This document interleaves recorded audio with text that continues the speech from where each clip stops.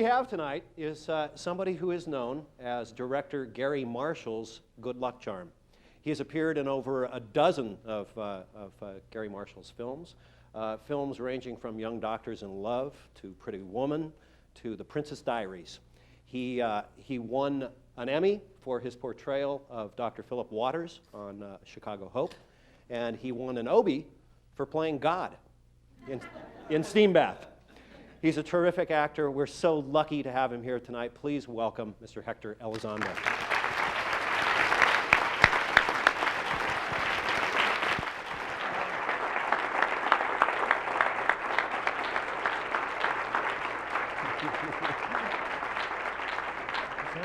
How are you?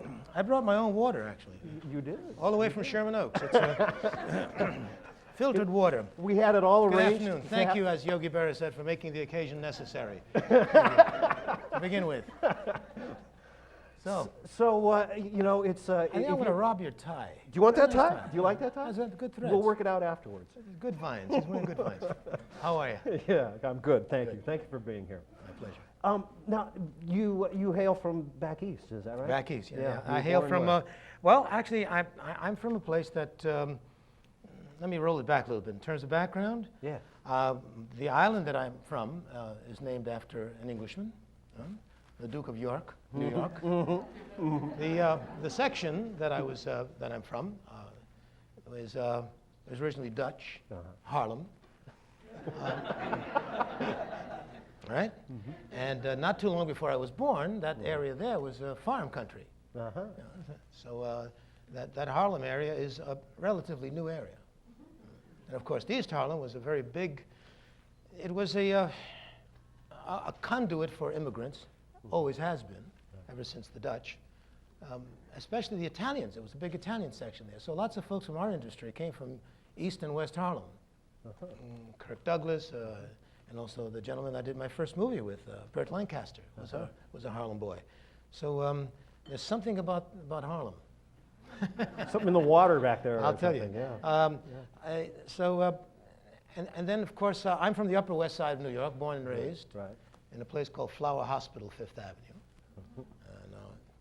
The last name is a Basque name. Right. Basques are a Stone Age people from northern Spain and southern France. There you go. And they take great pride in that. I'm at least a Stone Age person. Both my mother and father from Puerto Rico, and I was born in the Upper West Side of New York, in Harlem. So there you go. So I'm a real American kid. Heinz 57 here. There you got the deal. There you go. Now, your family is not an entertainment In other words, family. I can't be marginalized. There's no way that you can categorize me. All right? Or you could be marginalized 1,000 different ways. Thank you very much. So I prefer inclusion. there you go. Thank you. Was your family a show business family? No. I come from a blue-collar family. I guess all my goals were attainable. My father, I guess the only thing he wanted from me was that I have good posture. You know? That was very important. And that it someday would wear a tie to work. You see? That's why he wanted the tie. Precisely. And my mother just wanted me to be chubby, and that was good enough for her. As long as you were good chubby, and I had good posture, and I had good manners, everything was fine. So you see, my expectations, the bar was relatively low. But actually, if you consider by today's standards, it wasn't. It was rather high. That's true. So I just let a secret out there. I'm not going to be too candid. Nor will I reveal my true cynicism also. As long as I can keep myself laughing, I think that's the barometer that I'll follow. There you go. Anyway, no, they did not come from showbiz, no. My mother actually never learned to speak English. Till the day she passed away, she could never pronounce the word shrimp, for example. She called it eskrink. See? So I said, no, Mother, it's shrimp, Mom. She said, I know, it's eskrink. Forget about it. She couldn't she couldn't distinguish between she and he. You could be a she in a minute, and I could be a she. Right? My dad was bilingual. He arrived here during the Depression, 1934, 35, in the teeth of the Depression, I think is the phrase. And his aspirations were Originally, he wanted to be a lawyer. He was a barefoot country boy from Puerto Rico. So he left Puerto Rico, as so many did, to seek a better life. Sure. And he ran into the Depression. And so he dug ditches and sold apples with all the other lawyers and doctors. And he found himself, he deemed it an opportunity, which is why immigrants do so well here. They don't look back. It's Oz. That's why it's a little disconcerting to me at the entrance and exits to freeways to see folks holding up signs. But you don't see immigrants doing that. Right. Yeah. So now you had an interest in music from an early age, right? You actually got interested in music before? Yes, I was very fortunate. First of all, I come from, my folks were, I think they call them good, decent people, right? Salty. I was so fortunate looking back. I come from such a yeasty neighborhood culturally. I didn't know that until I left the water. And the Upper West Side of New York was a hotbed of music and other cultural good stuff.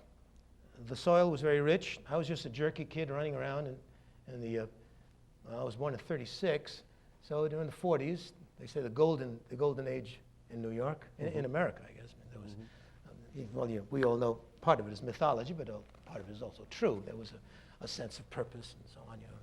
Everything was, you could actually play stickball on the streets, and we wouldn't allow the cars to park. Can you imagine a world like that? Get out of here, we're playing ball over here. What's the matter with you? You know what I mean? So all these big fat Nashes and Packards would have to go around the block to 108th Street. We're playing over here. We're playing the Irish guys around the corner. So the whole world was within 3 or 4 square blocks. So we, I guess E.B. White said it in a wonderful essay called "This is New York." Everybody's ever read it. There are 3 kinds of New Yorkers. There are the most provincial ones are the folks born and bred in New York. Life begins and ends within 3 square blocks. You don't have to go anywhere. So actually, you have this this attitude that you know the world. You don't have to travel. You know everything. In reality, of course, you don't. And then there's the commuter New Yorker. The one who works in Wall Street comes from out of town, you see, and he comes down to Wall Street to shuffle papers around and then goes back afterwards, and he almost has a contempt for New York. He doesn't know New York. He thinks he does. New York, New York this, New York that. And then there's the real New Yorker. The real New Yorker is the immigrant. Whether you come from Kansas or whether you come from Africa, you are the real New Yorker, because you come there with, this is what I'm going to, I want to do it here. Look at this, I can actually drink water or something, you know what I mean? Yeah. You see? Hey, and you're not going to be on the freeway, hold up a sign, I'll work. No. You're not going to be doing that. You're here to contribute and to reinvent yourself. So I come from a family of people who reinvented themselves, real Americans. Right. I don't know if that was your question. No, it wasn't, but it's really okay. But I was having a very good time. Well, absolutely. That's happened. That background, I mean, that deserves a drink. L'chaim. Do you find yourself drawing on that background, even today? When, I can't help it. It's, I guess I carry my own portable well. Yeah. I draw from it constantly. When I perceived that I was fortunate to come from where I came from, it was the beginning of a reawakening in spite of myself. I'm not one that awakens easily. Is that right? No, I'm not. First of all, I've never been very ambitious. I guess sort of left to my own devices. I'm a bit of a Ferdinand the Bull. I'd rather sit under a tree and smell the flowers and read and watch the world go by. A bit of a voyeur that way. But I guess I was also unknowingly the perfect material and fodder to get into the theater. You were soaking it all up? Yeah, I guess so. Yeah, not knowing. Well, it's such an interesting, diverse cultural experience there, as you're growing up. I was very lucky. The question that I'd asked earlier is about the music that was going on back there, and there must have been all sorts of different styles. How could I have? You see that I that's okay. I approached it that way. Back around. That's Music is it's so important to me that it's almost difficult to talk about, since I think of music all the time, constantly, as a matter of fact. I'm usually tapping it in some way, you know. I hear clave in my head, because I played Latin jazz. I was exposed to very rich music at a time when there was a marriage of the African and and jazz, you know. And I came from a neighborhood where that's where it was happening. The matrix was there. See, there was West Harlem, there was East Harlem, there was the Upper West Side, there was Riverside Drive on the Upper West Side, where you heard the music, what's now called Western classical music, yes. That where the people from the diaspora from Europe were moving in, the immigrants from Europe in the Second World War in the Upper West Side. So, in spite of myself, I was sort of dipped and marinated in great music, you know. I mean, I was in the same neighborhood where Tito Rodriguez lived, and Tito Puente, and Chano Pozo was there before me, the great drummer, the African drummer, the Cuban drummer, Dizzy Gillespie, Mario Bausá, the wonderful arranger, Willie Bobo, and Thelonious Monk lived on the West 60s, you know what I mean? So it was a rich place. So, but I was this jerky kid just running around, you know, making sure that I was home by 6:30 before, you know, because that's, in those days you had to be home to eat. We're talking about the days of rocks and caves here, folks. And, you know, and if you weren't on time, you better have a very good reason. Yeah, pay the price there. Well, you obviously made it into some of the clubs, though, where these folks were playing. I mean, again, you know? I sort of bumped along, dragged along. You know, I was not an especially precocious young man. But I did know one thing. When you don't know something, shut up. You know?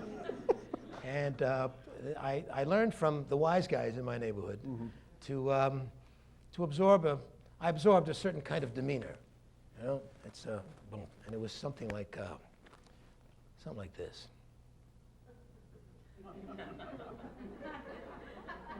That was it. See, that's it. Forget about it. That's all you had to do. Less was more, and and if you were lucky, you learned something along the way. Right. So I said, "Come on, kid, we're taking you over here, and you're 18, right?" Of course I'm 15. Of course. All right, I'm 18. Where are we going? Well, shut up, we're going to Hemp. And suddenly you're down Midtown, and you're at the Palladium. The Palladium, when it was happening, you know. Yeah. Or you're at the Birdland, when it was happening. Or you're at some strip joint down in the Greenwich Village, where it was happening. And you just kept, you know, you meanwhile, your eyes, you come back learning. You come back, oh, where was you? Did you have fun? Did you go out with nice people? Yes, Dad, I was very nice. You couldn't tell who you were really going with. But there were three options in my neighborhood. Yeah. The goals that being attainable. Right. The highest one, you could be a school teacher. If you really worked hard. A gym teacher, if you really worked hard. Phys ed was what you could do. Those were attainable. There was I suppose, service, government work. You know. You work for the post office. I was going to be a cop for about 10 minutes. I was going to be a fireman for about 10 minutes. And I was going to be a priest for about 20 minutes. Because every Catholic kid, particularly after confession, communion. Oh, God. It's great. The outfits are great, you know. And the stories are better. That's why you're always a Catholic. Even if you leave the church. You know. Stay close to the... what does they say? Stay close to the teaching, but far from the institution. But I said, those robes are cool. The priests wear robes like that. I want to be a priest. Yeah. So every kid who had communion and wanted to be a priest. So that was also attainable. There was what else?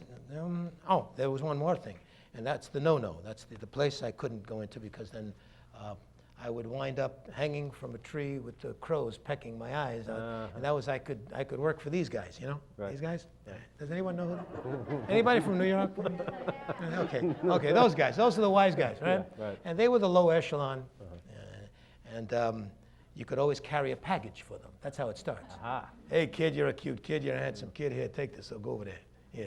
Go over there, take that over there. But if you mean, here's the address. Shut up, come back right away. You get $25. $25? Wow. Are you kidding me? Yeah. So I did that once. And my father sort of got wind of it, and I never did that again. He took care of that, didn't he? The days when fathers did not try to be your pal. You So know, that quiet, you can't be brooding a pal to a kid at a point. yeah. You got to be a father. That quiet brooding thing didn't work with Dad. Forget about Yeah, it. no, okay. No books, nothing. Yeah. So when did you start singing? I mean, I hear. I thought for a long time I thought my last name was Singh because my teachers and my dad would always say Hector Singh. You know, I thought, it's a cheap joke, but I had to. What the heck? heck? I mean, what the heck? I'm having a good time. May as well. The rotten jokes are always the good ones. No, so I was singing. I think I cut my first record from my grandmother in Puerto Rico when I was 3. Oh my goodness! Yeah, I said, never found it again, but I remember they put me in front of this thing. I was singing. So I was singing from the time I was a little fellow. Yeah. And it pursued me. I suppose, thinking back, pages of the calendar, right? I suppose that if you believe in destiny and fate, it was destined for me to be in this business. I'm always reminded of that wonderful Chinese saying, is you often find your destiny on the path you take to avoid it. So I oftentimes avoided being where I was. Yeah. My first gig, it was involuntary. I was doing... Ask me something else. No, come on.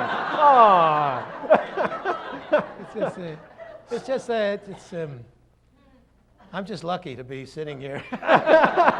Well, let me ask about the story that I read anyway in doing the research is that you had the opportunity to sing in front of a rather famous jazz singer. Yeah, I had no Blues idea. singer. I had no idea. Who never heard my folks didn't know from jazz or anything. Oh, they knew from. My dad loved music, had a good ear, and they loved to dance together. My mother was a terrific dancer. But it was usually music of the islands, you know, the Caribbean, Right. Puerto Rican, Cuban music. There's guarachas and boleritos and so on. But outside of that, theirs was a very small comfort zone there, you know, cultural comfort zone there. And I was in a school play. I was 10, 11 years old, something like that. And it was the play of the season, and I was the singer. Hector Sing, right? So, okay, Right, Hector, right. you sing this song. What do you want to sing, Hector?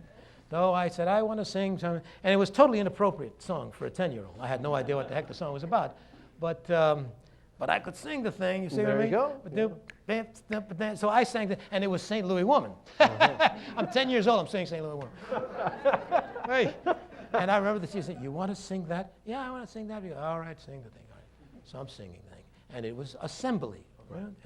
Every month, at Thursdays, Calvin, was that how it was, assembly? You wore the white tie. If you didn't have the white shirt and the tie, you couldn't go to assembly. You had to wear they'd kick you out. You were a pariah. You in the back somewhere, they locked you in a closet. Anyway, so there, my mother, my father, my overdressed uncle was always there. Tony, there's an uncle that comes out of the closet once in a while and he embarrasses you, but he didn't embarrass him. Uncle Tony, bless his heart, he's gone now, he was a wannabe. He was the closest thing we got to show business. He was a wonderful dancer. This guy had feet, man. This guy could kick, but he couldn't carry a tune in a bucket. And Anthony wanted to be Rudolph Valentino. Uncle Tony wanted to be more than anything else. He wanted to be Rudolph Valentino. He dressed like Rudolph Valentino, and he could do it. Also, he spoke 2 or 3 languages. He learned. He couldn't read. He couldn't write, but he had a wonderful ear for languages. Go figure. I sang the song. I sang the song, and another encore, and I was a hit. Yeah. At the end of the evening, then we did the school play, and it was about Indians and cowboys. My 6th grade, my elementary school teacher, she was my elementary school homeroom teacher for, it seems, most of my young life, and she was my nemesis. I see her now, she's sort of the wicked witch in the Wizard of Oz. She had the mole on the chin and had the whole thing. And she was big, Mrs. Donahue, big, wonderful, actually. And I could swear she hated me. Eh? And my father already had a couple of confrontations with her. My dad had a very thin skin where any insinuation about nationality or anything, He said, well, what is it? What are you talking? Bada bing, kek. You know, he had a very fast man, and a gentleman otherwise, but don't even hint at anything. Didn't tolerate that. So they clashed a few times. Yeah. Because I misinterpreted something he said. I said, Dan, the teacher said, of course he didn't quite say that. He marched off to school, you know. What did you say about my son, you know? Says, so anyway, she's there, and at the end of the thing, and you know, families are gathered around in clutches and groups, and Mrs. Dunny says, come here. Oh, God. Someone wishes to speak to you. And I walk to this group, and there's my mother, my father, my overdressed uncle, my sister with a pouty face, and there's Mrs. Donahue, and there's this, well, I suppose to me he wasn't diminutive, but I realize now he must have been a very diminutive elderly black gentleman with glasses and a cane, and he was being held rather tenderly by people, and I'm this jerky 10-year-old kid, right? Mm-hmm. I'm looking up, and he says, this is the gentleman who wrote the song. This is W.C. Handy. So, who knew? It's a guy sitting there, right? Yes. And there was some talk, some numbers were exchanged. The next thing he says, and Mr. Handy is going to help you. Help me. I didn't think I knew I needed help. Yeah. Next thing I know, I'm off to an audition. And at the audition, my overdressed uncle insisted I take the audition, and he was very well overdressed, and he insisted that I be overdressed. And I'm sitting at this place, which incidentally, years later, 400 years later, I was rehearsing for a dance. I was doing a dance because I was dancing with a jazz company then, and I was also rehearsing a play in that particular building on 50, around the corner from Carnegie Hall, 7th, between 7th and 6th, those rehearsal halls. Yeah, well, anyway. Yeah, it's around there, you know, they're dotted with those places. And there I go, and I'm sitting there with my uncle waiting, and there are these other kids, and they have portfolios, and they're all professional kids, I understood, and I had no portfolio, and they're sitting there and waiting, and sure enough, they call my name, and it was thoroughly mispronounced. But I got used to that. Victor Solarangelo, Hector Babadangiri Bong Bong Bong. Nice, yes, that's me. And I said, remember, tall, always tall. Oh, that's right. Good posture. Always tall. Always tall. We fixed up the okay. Bop, hit the street. Okay. And I walk in, right? And I'll never forget this scene. And there was this room, and there were the guys.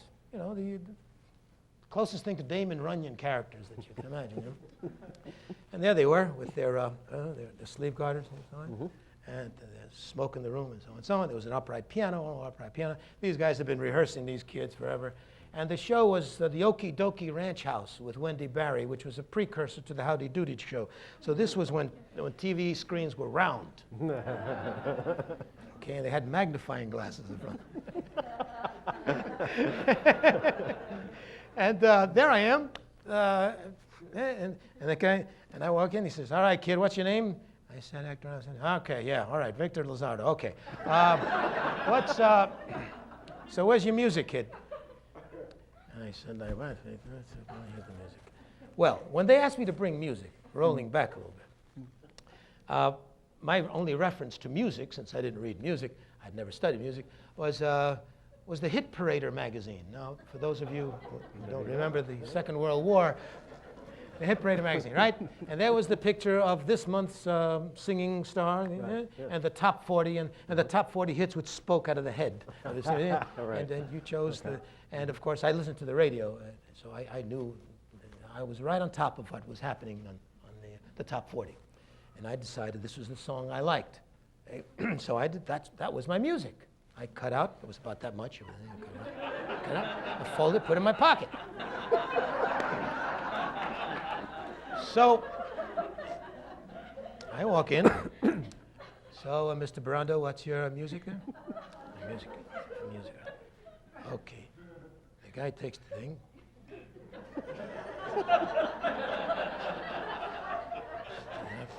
Now, he did the most wonderful thing that whenever I think of this, I quell, as they say. It's very touching. He goes, it's the kid's music. Nobody says straight. Right. Bada bing. Right. These guys were cool. Here's music. All right. Puts it on the piano. Yep.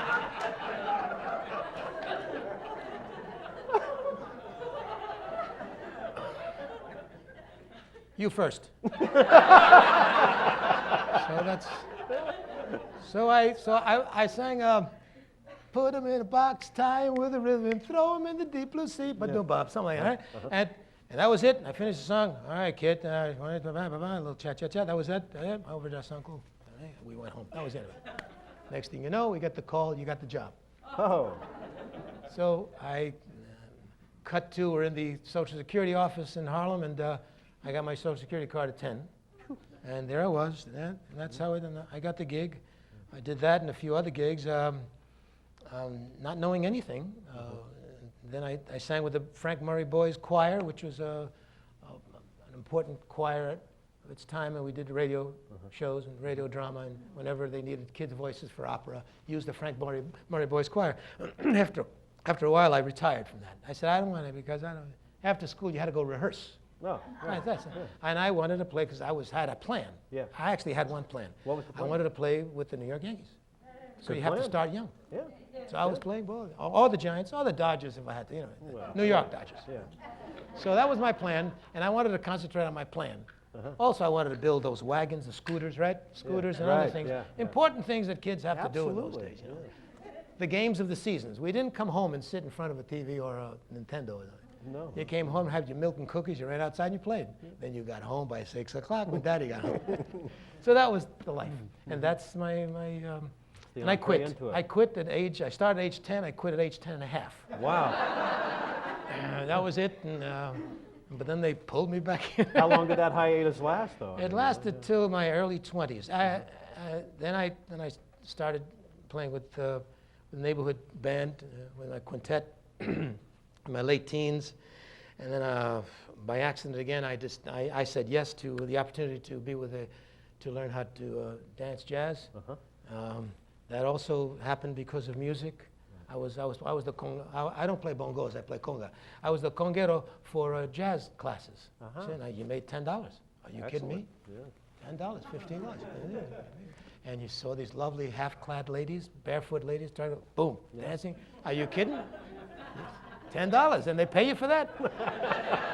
I loved it. I was having a great time. So and then they were doing all this stuff. The dance to spring, you know what I mean? Yeah. So it was very avant-garde, and I dug it.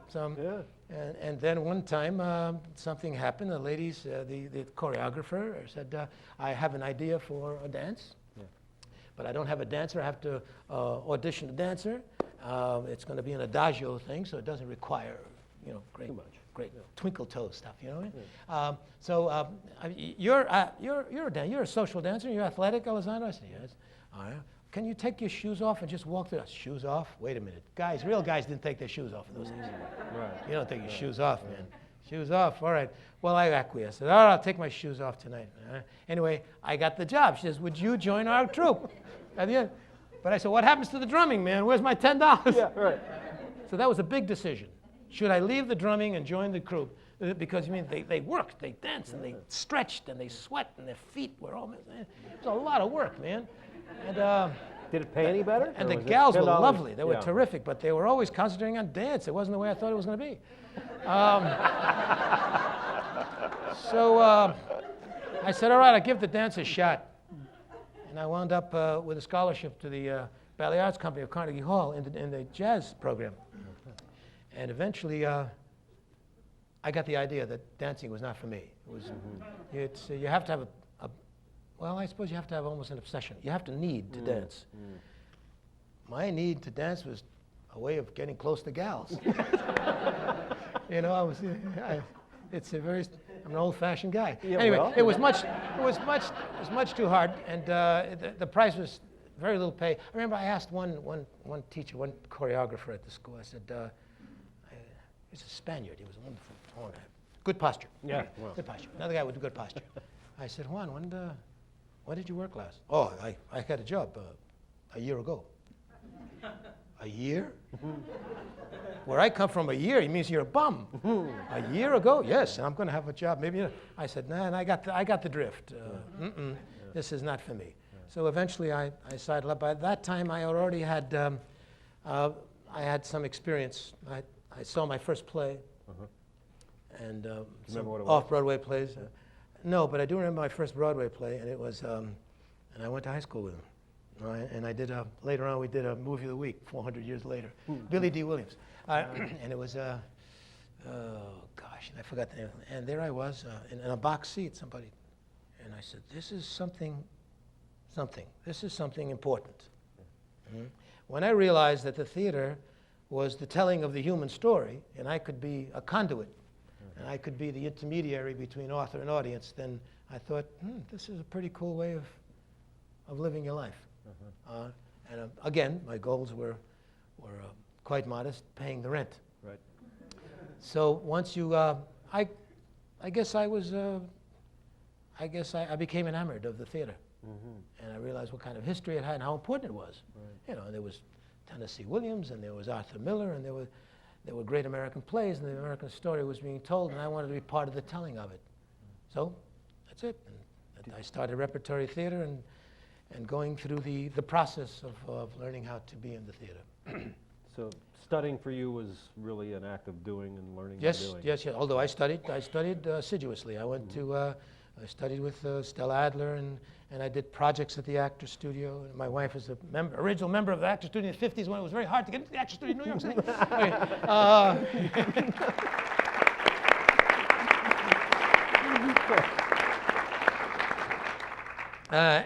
So it was a ride, and no one expected. Actually, we were rather snobbish about the theater back then. You know? Yeah. We thought no one wanted to do TV. Oh, please. You know? Yeah. I mean, you would deign to do movies if they were Fellini, maybe. You know? Important films. Anything with Eni in it. You know, the Enis. The Enis were cool. Yeah. Something, you know, the angry young men. The English theater was cool. You know, there was a Buñuel. You would do a Spanish movie, perhaps, but you know, it was limited. We wanted to do something important. Yeah, right. So truly, it was a passion, and I was with passionate people. Right. So you were doing regional kind of repertory? Regional, kind of off-Broadway, off-Broadway, off. I did landfill theater. It was so far off. So right back, in the back of the thing. It was back there somewhere. There I was, landfill theater. Yeah. Long Wharf Theater. Where do you think that is? Oh, there you go. You know, that's not close, right? All right? And eventually I was fortunate enough to do my first Broadway show in 66, 67, The Great White Hope, which was a groundbreaking sort of huge American poster. And it was it was a sensation with James Earl Jones playing the heavyweight Jack Johnson. And I did 5 roles in that, running up and downstairs, changing costumes and changing your makeup. I was making $200 a week, man. I was happy. Paying the rent. Happy guy, man. Yeah. And that was my immersion with Broadway, and that was very exciting. And shortly after that, right on the heels of that, I did my first movie in 1969 with I'll never forget, Burt Lancaster. Is that right? Yeah, he was quite a fellow.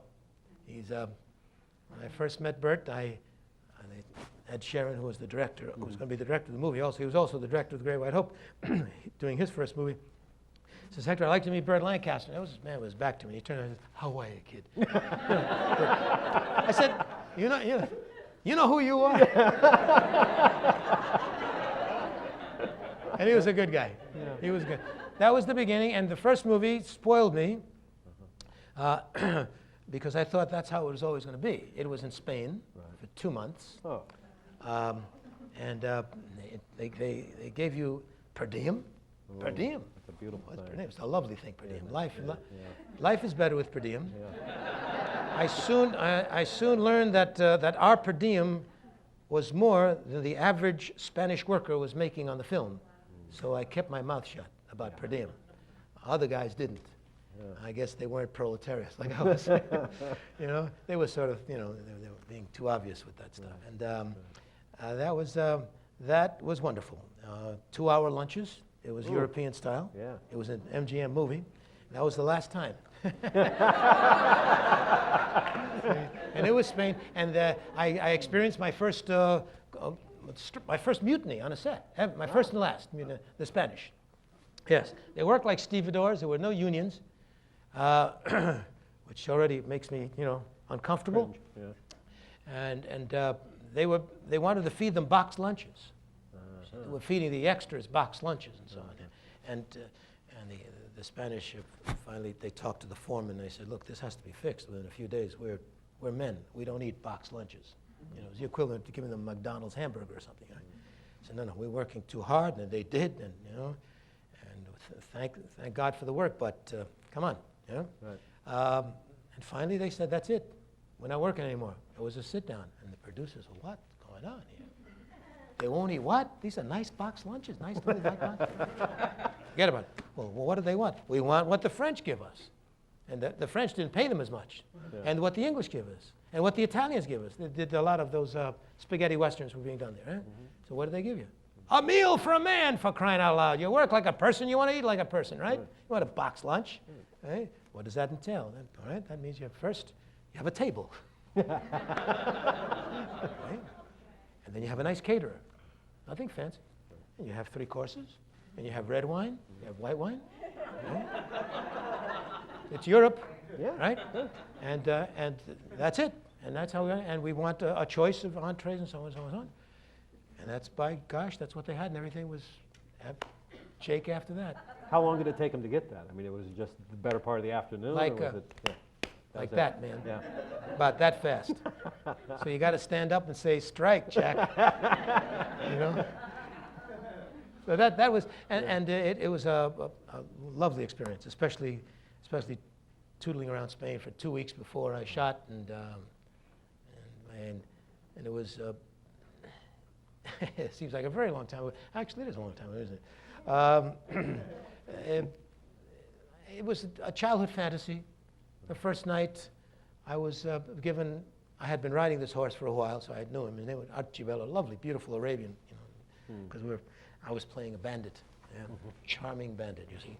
And so it was authentic. The Mexicans had Arabian horses. In other words, they had the arch necks, and this is true. And the American cowboys had the cow ponies, different quarter horses, so on and so on. So they did their homework. The wranglers were great. This is a wonderful animal. And the first night, it was a night shoot in the desert. We were shooting as though it were the Southwest.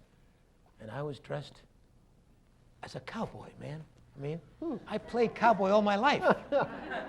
I borrowed my father's hats and made Stetsons out of them, Yeah. I had a chair, turned it around, took his tie, and there was a rain, I had my guns in it, and me and a couple of guys, we played cowboy forever, cowboys and Indians. So we created a universe. Remember when kids played? Yeah. Does anybody remember that? Yeah. Kids really playing, right? Not like this with a machine, but playing. Yeah, you be this, and I'll be that, you do that, you do this, and I'll go over there, and and suddenly there I was, and I had the guns, and I had the thing, and I had the real hat, and I had the boots, and I had this great horse under me, man. And I was in Spain, it was dark, and I looked, I said, my God, where I am. I'm in Arabia, because, Islam was there for 1,000 years in Spain. So I looked up, and I said, oh, my goodness. And I just sort of started walking Archibello out into the desert, and they had created this little western town. So there it was, glowing, this fantasy little Oz, the way movie sets could be. And I'm riding out over the dunes, riding out slowly, looking, see Spain, where my people are from, yada yada, ba ba ba bee, And then when I stopped, I looked around, and I said, where the hell am I?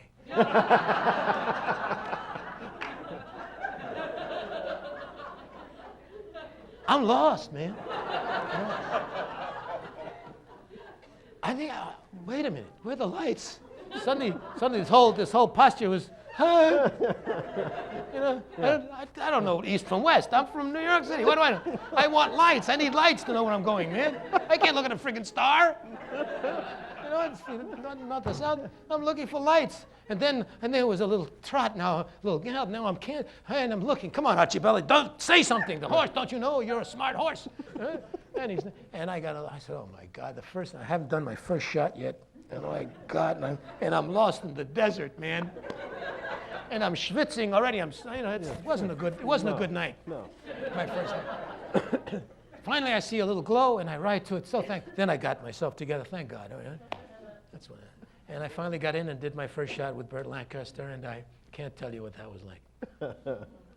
How did you learn to ride a horse? I mean, you're a New York City boy. How did? I worked. I worked in a dude ranch when I was a teenager. Uh-huh. I don't remember how that happened, but I always liked horses. I wound up in a dude ranch somehow, and I worked for a summer, and I did a lot of shoveling. Yeah. It wasn't romantic. It wasn't what I thought it was going to be. Yeah. But you learn from the ground up, so to speak. There you go. If you can identify it, what was sort of the big break or the turning point for you where you made a breakthrough to the next level? Where? I suppose that had to be.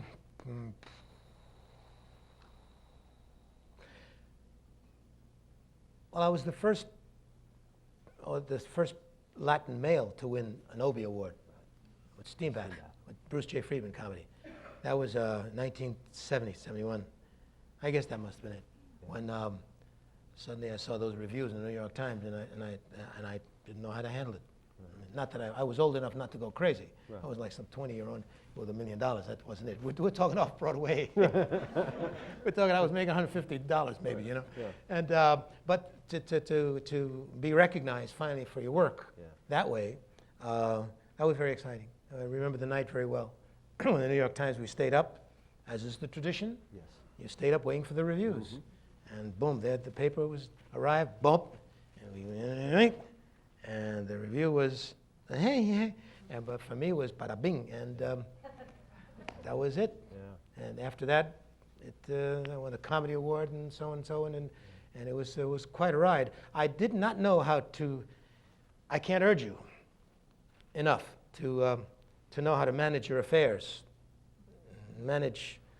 A time of momentum is a precious time.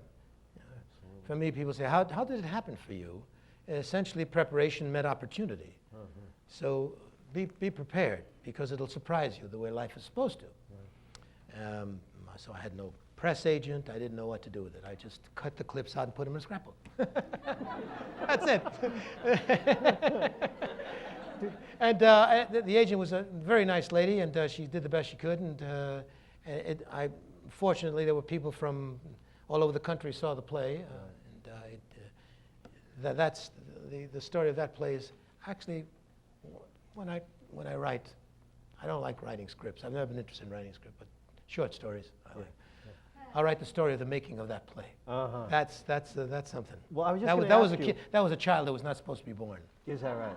But I think it's a great play, and I just wonder when you went to read for it. I mean, you must have just wanted it so bad. I mean, wow, we don't have time. No, can't go that far. Well, there's a lot of stories here. You know, I guess I've led a life. It always makes me chuckle a bit now when folks get off the bus and they're 16 years old, haven't done anything, they have high cheekbones, and they say, "Where's my TV series?" Yeah. Hey, you haven't lived. You know nothing. What are you talking about? That was something. I suppose that Chinese saying applies more and more. I guess I was supposed to be in that play because I did everything to screw it up. You know, everything possible. I blew it. Like what? Well, I had a thin skin. I had just arrived from doing my first movie. Uh-huh. I've been doing theater all my life. Right. I had a certain momentum. My first Broadway show was a big hit. I was in it for a year. Did my first movie, which was a big Western with Burt Lancaster and so on and so on. I was featured. And I expected to come back to New York, how naive, and there were scripts going to be waiting for me. That never happens, you know. Yeah, yeah. I said, oh, man, and it was hot, it was muggy, and there I was at square one, seemingly. Mm-hmm. The script arrived. My agent said, "This is Bruce J. Friedman. You know, Scuba Duba was a highly regarded play. Mm-hmm. He's a highly regarded playwright off Broadway. Yet, and it's about it's purgatory. You know, it's and you play a Puerto Rican steam bath attendant, and he's God. And it's funny. I said, that sounds funny, but what the hell? What is it? Okay. And he's got, and so there, and this is the director. I said, well, the director's not funny, so how's he going to direct? How's he going to direct something? Nice man, but not funny. Not funny. One thing I've always known is funny, you know? And that's not funny, especially when you play serious stuff, because if you're funny, serious stuff is better. Serious stuff, comedy is harder. You can have the flu and get away with doing a drama, but you can't be sick and do comedy. You got to be right on the nose, you know. So I said, okay. So the bald barber is showing me how to save my hair, you know. I said, that's who's doing. Thank you. You got it, right? So I said, this is the wrong director for the deal, right? Right. That's what I meant. So, all right, and I went to the audition, and they weren't very nice. They kept me waiting an inordinate amount of time. How dare they? No, I mean, I've been waiting all my life. Well, but you know. what I'm accustomed to is somebody saying, I'm sorry, we're a little late. You know, it's going to be an hour. Okay, cool. You know, Right. but let you know, Let me know. acknowledge me that I have a pulse. I'm sitting here. Right. You know, I'm protoplasm. You know what I mean? Yeah, if I- and give me the respect of a slug. You know. Again, you know, I don't ask for much. Right? But again, think back now, metaphorically, good posture. Absolutely. Very Spanish. Very Spanish. Yeah. Very bump. In other words, dignity is everything, man. You know. Even if you're sweeping the floor, don't tell me what you're doing. How you doing it, Jack? All right. So I said, all right, these guys, and then nobody acknowledged me. I just sat there. Meanwhile, it's building up.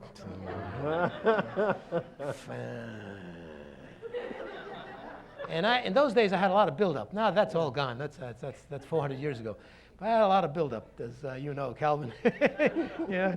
And you're sitting and waiting and saying, well, how long are these guys going to keep me here? Well, those guys stood up, walked right in front of me without acknowledging, went out, went to lunch. And I'm sitting there alone, man. I said, all right, I'm going to wait till they come back from lunch, because I'm going to sweep the place up. You know? I said, I'm going to leave this business. I'll go be a school teacher. Right. I'll go back to I'll be a cop. Anything. Yeah, I'll go with these guys. Anything. But I'm not going to be living like this. This guy didn't even say excuse me. Inexcusable where I come from. Having bad manners is much worse than being poor. So my daddy taught me. And I said, this is so I waited till they get back. By that time, I was another person. You know, it was Jekyll and Hyde time. I had the humpback head dripping, the blood was dripping, the talons were out, you know what I mean? I was looking, the carbine, and I was, you know, and there I was, man. And they said, these guys came back, and they said, we'll see you now. No shit, Sherlock. So I said, all right. So I went in, and they said, well, we've been waiting for you. I said, you have, huh? I bet you have. Are you, he said, are you Spanish? I said, no, I'm not Spanish. I'm a New Yorker. It already started. Yeah, right, absolutely. Okay.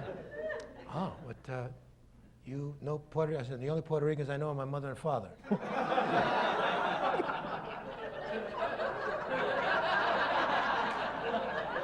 It was going to be a long afternoon, man. Oh, yeah. Oh, have you read the play? I said, yes, I've read the play. That's why I'm here. Okay. And I'm saying, please, somebody make a move, man. Yeah. You know, Give me a reason. I had it all planned out. Yeah. And I said, yes, well, would you kindly read? I said, surely I'll read. Of course I will. I said, reading, would you, they said, do you have a chair? I said, oh, you want to stand up? Oh, this is standing reading. By the way, don't do this. This is something that a young or tormented fellow does, you know. Anyway, it went on like that. I said, oh, standing reading, okay. I'll do a stand. Would you like to sit? I said, no, well, I'll tell you what. I'll do half standing, part sitting reading. Okay? Now they got it. They said, we heard some wonderful things about this young man. I said, yeah. I said, okay. By the way, I'm assuming you want an accent, because this gentleman is he's a Puerto Rican gentleman. Do you want working class? Do you want? He's not. He would be. He's not funny if he's educated, although it's not written like that. So you want to? Well, I don't know. You don't know? Okay, I'll tell you what. I'll do it part standing, part sitting, part accent, part no accent. How's that? How you like that? By then, it was getting a little chilly, and there was a pall that was just hanging. You could feel it was a heaviness, you know. And guys, they were kind of doing here like this, you know. And I was just getting rolling. Okay, so I said, this is the sitting part. And I went bada bing, bada bam, bada bing, bada bang, and then I changed dialect, I changed accent. Okay, but I did then I spoke with a very thick Puerto Rican accent. And then I said, all right, here's the standing part. And I walked around the room, the perimeter, did it with it. I did no accent. I said, now here's the sitting part. And then the case, and I says to him, and he says to me, and I says to him, about see, that's Puerto Rican is a very specific sound. Street Puerto Rican. It's not anything else. And then I said, bump. I said, now.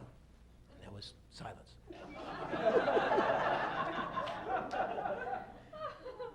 And the director, the bald barber, says to me, did you like that? It's not for me to judge. I said, did you like keeping me waiting? What? And then I laid it, I said, bada bing, bada bam, bada boom. And if you guys want to talk about it, I'm right out there, one at a time. I'll wait out there. So I waited. Nobody came out.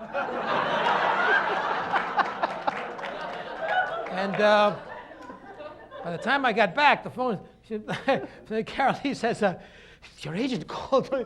And then I got what did you do? Oh my God! What are you doing? Yeah, I know you're so nice. Yes, they pissed me off, man. They really pissed me off, man. They really got me, you know. What are you going to do?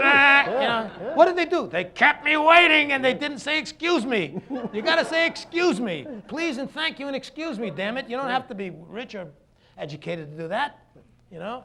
Yeah, that's it. I said, I'm quitting the business. Yeah, he says, because they love you.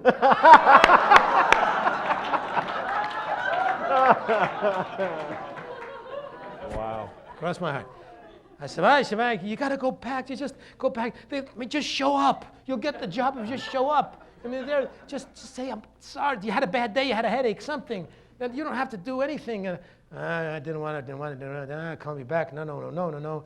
And finally, I acquiesced, and I got the job, and everything was cool after that. And I was a very good boy. And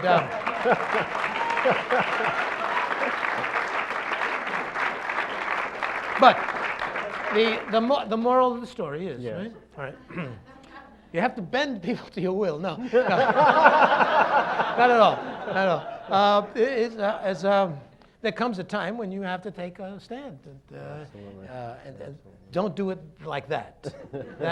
I was very lucky. I ducked a bullet, and of course I've never done anything like that since, and I didn't do anything like that before that time. So I guess it was meant to be. And then I worked very hard on that production and met some lovely people and worked with Dick Shawn.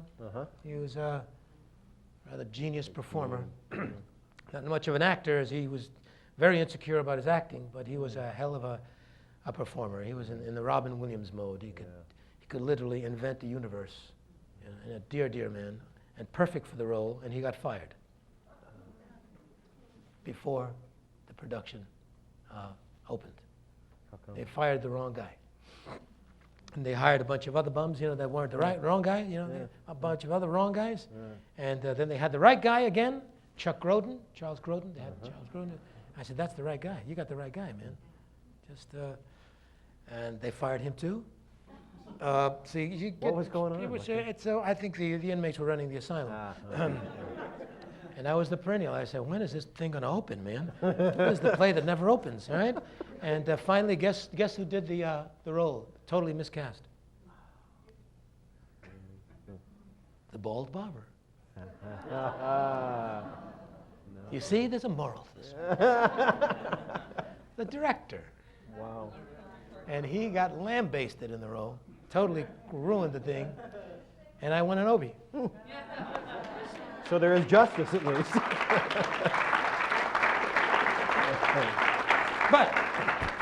And that's how you learn. Yeah. You learn how to deal with folks, and then you learn how to have empathy and compassion. Because everybody's doing the same thing, trying to get through the day. Absolutely. Pay the rent. That's right, man.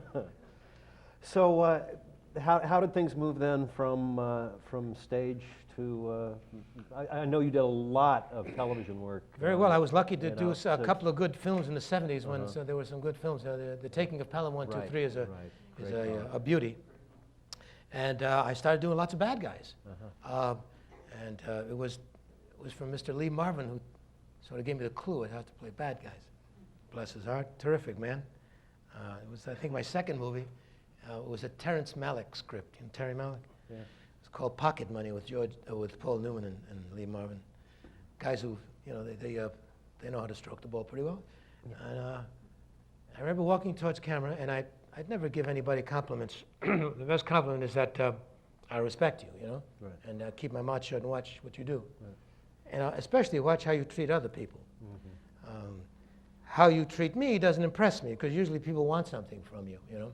I watch how you treat the waiter, the butcher, the baker, and the candlestick maker, you know what I mean? You could be saying, oh, you're a terrific guy, and then you turn around and you yell at your assistant. I know who you are, man. Yeah. It's easy. It's not rocket science. Huh? But I had to say, Mr. Marvin, I really admire your work, and I love the way you play bad guys. That's something like that. And he turned around, that wonderful growly voice. He says, I've never played a bad guy in my life, kid. So I was about to learn a lesson. Yeah. I said, all right, what do you mean? Indeed. He said, have you known bad guys? I said, well, yeah, sure I've known bad guys. He says, you sure? Did they think they were bad guys? Not one. Well, they were maybe victims. They were misunderstood. They were just doing a job. You know, I'll never forget the small-time guy in my neighborhood, Doc, we called him. Always wore the little flower in the lapel, pinstripe nice. And Doc one time walks into the saloon with a shiner like this, and Frank Sinatra is singing on the jukebox. And he comes in, and he's really annoyed, and he orders up his drinks, and I'm just this kid with a pompadour out to here. Yes, I had a pompadour. You know, and Wild Drew cream oil dripping down the back of my neck. And I said, when we were at Doc, what's the matter, man? He says, oh, man, God, people, I don't understand people today, man. What happened, Doc? Well, I went to do a job. Now, dig this. He was incensed. I went to do a job. We knew what that was. Right. He was gonna, you know, he was gonna give somebody an Indian burn. You know what I mean? At least. And I was collecting some money and so on and so on. And I went to the job, and the guy punched me in the eye. Can you imagine? And he was pissed off. He was indignant that this guy would punch him in the eye. I was just doing a job. He says, I've got to live. Essentially what he was saying. So of course, and I thought, He said, look, if they like you, if it comes out of your pores, you could be throwing kittens out of a 10-story window and they'll still like you. See what I mean? Yeah. And if there's a glimmer of humanity about you, it comes through in some kind of amorphous way, you know, because that's what the camera does. It picks up, you know, what you don't know about. And that's why I started doing a lot of bad guys. The camera liked it. I did them. And ever since Pretty Woman, they haven't let me do a bad guy. Gary Marshall ruined my bad guy career. So I couldn't do bad guy there. Where did you meet? My watch was leaving my wrist. Where did you meet Gary Marshall? I met him in a basketball game. It was an ongoing basketball game. All these middle-aged guys from the Bronx, it seems. Everybody seemed to be from the Bronx. And they kept inviting me to this game, and I said, nah, I don't want to go. I didn't know who Gary Marshall was. I mean, who knows producers, right? They don't have a face. I didn't watch TV. I certainly didn't watch those shows. So I went to the game, and somebody said, this is Gary, and was just somebody else called Gary. I didn't. Yeah. And I thought, oh, that's Gary Marshall. He's awfully young. And that's it. We started playing, half court, a lot of guys. They all knew each other. They've been playing for years, and we're playing. And one thing or the other, and I have the ball, I'm dribbling. I do a behind-the-back pass, and I hit the guy in the mouth. Because he was between, it happened, it was an accident. Yeah. Bing, boom, hit him in the mouth. Yeah. He drops to his knees, everybody goes, It was like an E.F. Hutton commercial. And they all dropped, and he goes, Gary, what's the matter? And he goes, Gary. I said, who's that? What's the matter? He says, it's Gary Marshall. That's Gary. I thought, yeah, I was Gary Marshall. No, that's Gary. I'm sorry. I'm sorry. You got hit in the mouth. Terribly sorry about that. Sorry. And he goes, even one of the funniest people on earth, he goes, to make sure he has teeth, see? Then he looks at me. He's over here like that. He goes, come here. And I say, yeah? Oh, what? I'm sorry, man. That's terrible. He says, what did he say? Put it down. He turns phrases around. The first time I heard him speak, he says, you're a terrific actor and a lousy passer. Something like that. He says, I think I got a movie for you.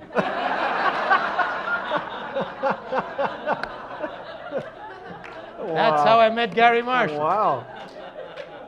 Having lunch, for example, and tried to going over this character that he wanted me to do. I said, Gary, I don't understand this guy. There's something missing here. Something missing. Some kind of cusp choice we have to make. It's too obvious. We have to do something else. And as we're talking, in walks this guy. He was right out of central casting, and he was my idea. In walks my idea, you know. And he was a big, kind of Greek-looking guy. You know, you've seen him. You know? And his clothes were one size too small. You know, wow, a lot of chest and thing, butt down to here, open. You know, he said, "Pop, Stavros came in. You know, and he was walking in, and he had a. Anybody have a handbag, a little handbag? Can I have this one? This is better color. No, for what I'm saying, for what I'm going to. And he had a hairpiece that looked like this.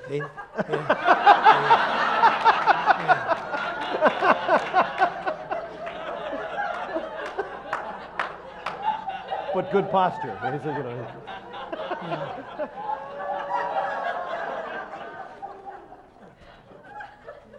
Chains, gold chain, perfect, great look, you know. And I said, I got an idea, man. That's what I got an idea. It's not something in between. So that's how we develop characters. That's great. What a creative process. Yeah, that's why it's fun. Yeah, and we don't hang out. We don't. No. Once in a while we talk, but that's about it. We're not pals. So it's generally fun. You work harder on his films because he demands more. He's very demanding, especially for day players. I've seen day players shrink. Get ready for this because this may happen to you. You may be lucky enough to wind up in the Gary Marshall movie and have 2 pages of dialogue, for example, right? And you come and you spend 2 or 3 days learning the jokes. I call all lines, all dialogue jokes. The jokes. That takes the preciousness out of it. I find it difficult to call it a work of art. I call it a work of rat. Just between that way you don't. The trick is not to take yourself seriously. Too seriously, yeah. Precisely. All right. Most of the time, you're not doing Shakespeare. You're just trying to make a silk purse out of a sow's ear. So they're paying you. All right. So and he's. I lost my train of thought because I was thinking of a joke. Yeah. The process. One day player with day player. The day player comes in and Gary will say, "Hello, Peter. How are you? Hello, Mr. Marshall." And it's tough coming in for one day gig on anything. TV series, guest shots, a movie. It's a whole. You're walking into a family and you're supposed to hit your mark, and it's a difficult thing. That's why I always give a little more attention to people like that. Always pay attention to the folks who need attention, please, because that way you pass it on. And that's how we have to help each other. So he says, did you learn that speech, those 2 pages? Did you learn all that? Yes, sir, Mr. Marshall. Good, because we're not going to do that.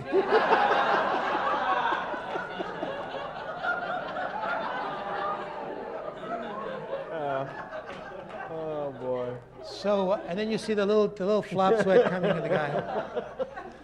And if it's, I've seen big men say, "What are we going to do, Mr. Marshall?"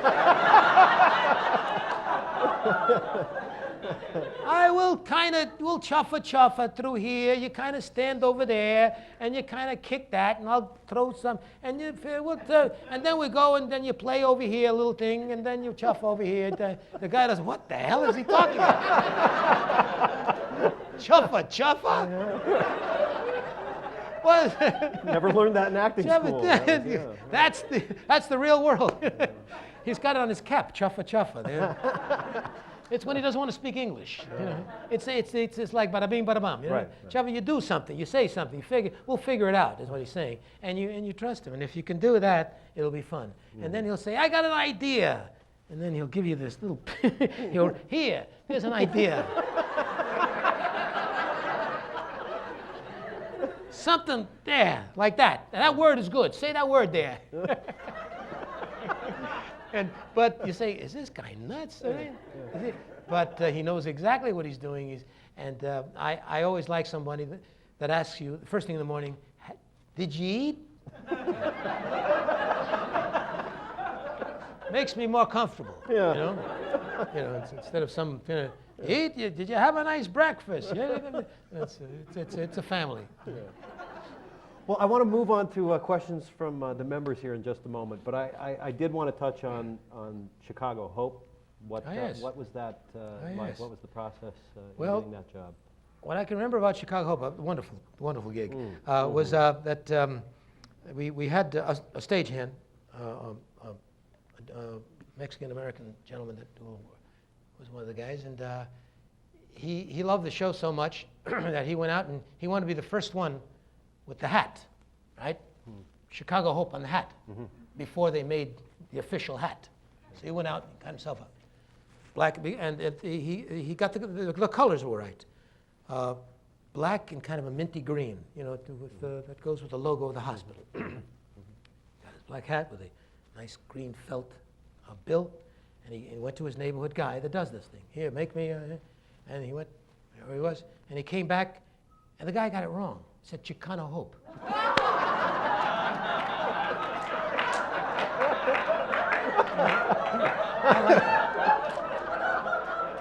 I said, that's cool, man. So forget it. From there on in, I always called it Chicano Hope. No matter what I was doing. And that's what it'll be from now on, for the rest of my life. So Chicano Hope was a very, very good job. Wonderful people. The first year especially was great and challenging because David Kelly wrote the first year. After that, he didn't write them. But it's quite a cast. Did you have to read for it, or did they just offer you the role? No, okay, now I'm usually not pedantic, but I have to a little. It's a business. It's show business, capital B, right? Right. All right. Find out what you do well. I found out what you don't do so well. Work on what you don't do well. Work on your weaknesses. I never auditioned very well. I didn't like the process. Some people audition very well, and they look forward to it. Right. Oh boy, that's terrific if you could do it. You know, others don't audition very. I could, as you can tell by my audition in 1969, 70. So I auditioned. I waited on lines, and I did the thing, and I did all of that. You know, for a long time, all throughout my stage and early in films and television. Then I realized I don't do this well, and I said, As soon as I got wind of a reputation. I said, okay, I don't read. I can't do it because I don't do it well. Yeah? All I know is I can tell you that I'm right for that role. Just let me talk to them. And maybe I'll read as we schmooze, you know what I mean? It's gotta, I have to set the tone. But I'm not gonna sit there, again, in another contrived situation. You've all been running. And it's Alaska. The scene, you're in Alaska, and here you're on LA, and it's 97 degrees, and it's a fluorescent thing, and you're talking to the lady you love, and it's this little diminutive guy with the AD is reading this thing. And he's reading the lines like that to you, and you're supposed to be thinking, get out of here with that. I can't do that.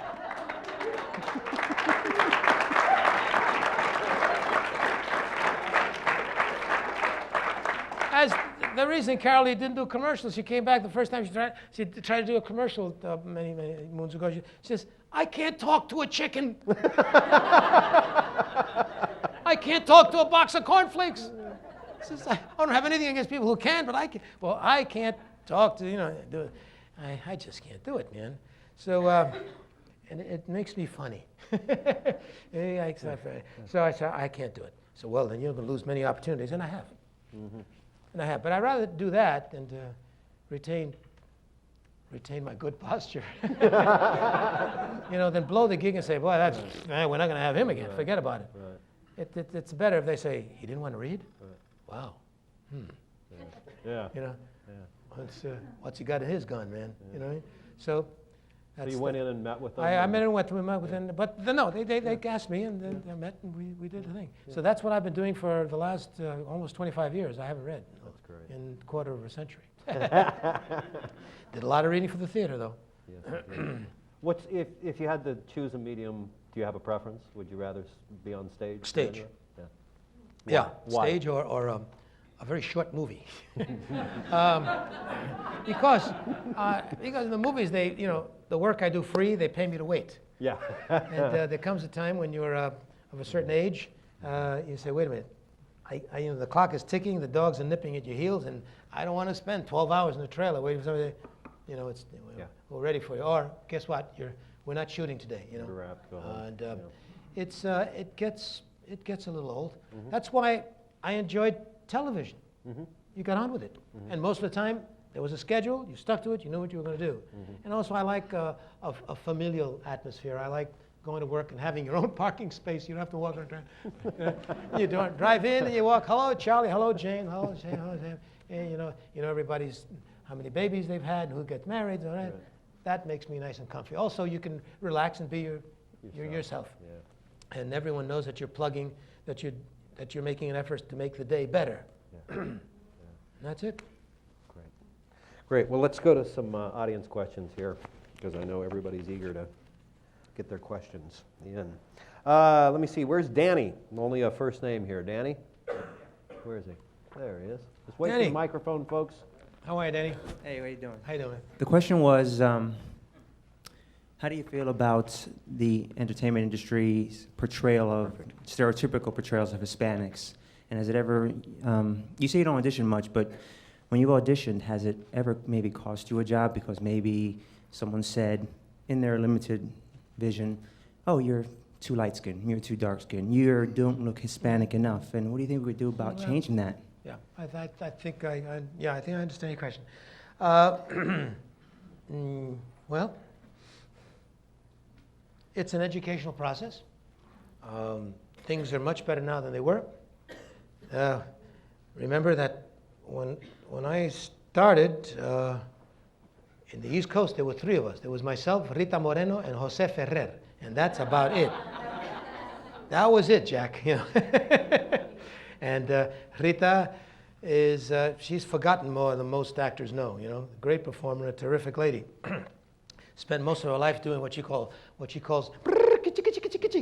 Right? It was the maid of the week and the prostitute of the week and so on. She took all the shots. She was Jackie Robinson.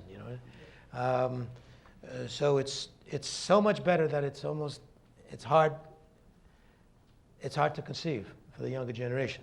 Now, as far as the lack of cultural knowledge, it's slowly getting better. We're now, I think, a multi-billion-dollar industry. We, meaning the Latin American, ethos. So there's money to be made, and when there's money to be made, knowledge will come. And we are a confusing people because we're multiracial. My granddad was not a white man, for example. But I'm not. I'm Basque. That's not a race. We're multiracial, and that's always been a confusion. Also, we're colonized. We're colonies from Spain, so there's no such thing as the Latino. The homogenized Latino. So it's a difficult, confusing thing. You have to teach them. I always say, why don't you read this book? 2 or 3 books in there. Oh, I didn't know that. Yeah. It's been difficult, and especially in the beginning. I lost some roles. I turned down some because I thought they didn't represent people well. Now, I'll play a killer. I'll play anything because luckily for me, I have, well, I look like Lenin, you know. I played lots of Russians. And Russians, I love dialects, so I've done lots of Russian dialects. But if you have opportunity, always make possible. It's possible that you do things that you have. Take whatever job you have to do and do it very, very, very, very well. In that way, they always remember. You see? Great. Where's Daniel DeMarco? Yo, Danny. Hi, man. Along the same lines, which production companies have you worked for and that you know of doing good work now for Latino community? I think of Resurrection Boulevard, I think of American Family, I like those two. But what are some other companies that you know of that you either worked for or have heard about who are doing good work in this regard? Well, quite frankly, I think everyone now is looking at things are in development right now. One of my projects is in development at CBS. All I know is that the 2 products that you've spoken of are very important, and if they're at all successful, I think Resurrection Boulevard has been critically successful, and American Family has received good reception. That's going to be the beginning of many others. Other than that, I don't know how to answer your question specifically. I don't know specific production companies. I know that Jersey Films is doing very good development now in that area. You know, notice that I don't jump into this question with alacrity and with great enthusiasm because it's a nuanced thing. It's so difficult. First of all, in my position, I've played all sorts of nationalities. Again, it was circumstance meeting opportunity, but there's a lot of reasons for that.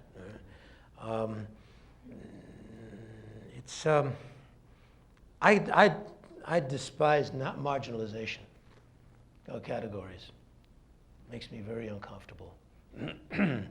I think it's when they start calling me a Latin actor, for example, I smile and say, "Well, thank you very much," but inside I say, "Wait a minute. There's no such thing as a Latin actor. Why don't you call Al Pacino an Italian actor, or what's his name, a German actor, or someone you know, or a Lithuanian actor? I'm an actor first." So when we start losing those categories, then you know we really have a good shot at whatever we're right for. That's the day that I'm looking for.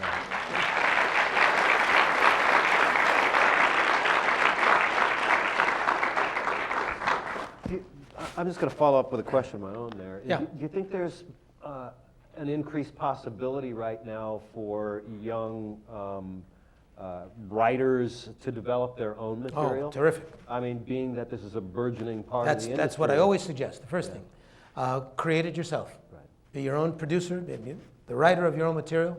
There's a hunger for that. There's a great void, man, and I get scripts all the time, and they're getting better and better all the time. They're starting to reflect the inclusiveness of the, pardon David McCullough, the American experience. You know, Right. It certainly is. That's where you should concentrate. If you're young and you've got ambition, you've got any talent for writing, and believe me, you can get a camera this small now and do something with it. You know, 15 minutes of it can get you in the door. Oh yes, and they're waiting. Absolutely. They're waiting. They're just waiting for you to knock. Great. Where's Christina? Hello. Hello. As an actress, I have more of a downtime than on time. And I like to know, because my agent says do not go to school because I'm always constantly in school, you know, working on my craft. How do you, as an actor, if you've ever had a downtime, just keep your skills? Or Good question. That's a very good question. I have a friend of mine who is he calls himself now a senior bike rider. He was a world-class cyclist, and he's about 66, maybe 67 years old now, and still competes goes to Europe to compete sometimes. Still competes here, and can still wipe out some of the younger people. He can't train during the winter because he's an East Coast guy, right? And when he starts training in the spring, everything starts thawing. I mean, he goes out to ride when other people have icicles on their face. This guy rides, people like that. I said, how are you going to get in shape? How are you going to prepare yourself? He said, it's all in my legs already. I've done all the road work, because he's ridden for so many years. If you do your work well, you can do it every day in your daily life. It's not how much you do, it's how well you do it, how well you concentrate. And I think that's, you can do basic things to keep your voice in shape if you do theater, for example, which I think is very important. But otherwise, listening and living a life, and most of life is paying attention anyway. I don't think for some people need the process of being in school and doing their exercises, and some people don't. Find out what makes it comfortable for you. I have a feeling that you know more than you think you know, probably more than you need to know. Yes, but it's so competitive, Oh, you I know. know, when you go out there, because there's tons of me out there. Yeah. And that there's just not that many jobs, because there's just not that many calls for us. And then sometimes on the, they want a Hispanic, and then all of a sudden they change their mind. And then there's one part, and everybody's going for it. So, I mean, you want to keep, your chops ready.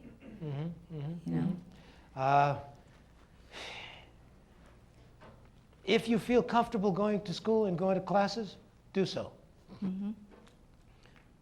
I think that you have to be prepared one way or another, and however you get there, that's what you have to do. Myself, there are some basic things I do. Mostly I try to stay physically fit, in spite of the fact I'm falling apart, because there's defoliation going on,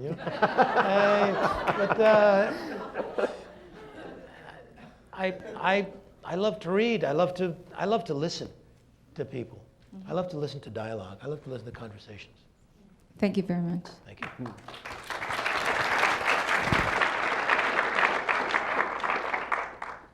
When you find yourself discouraged during a dry spell or a downtime, what kinds of things pull you through that? Yeah.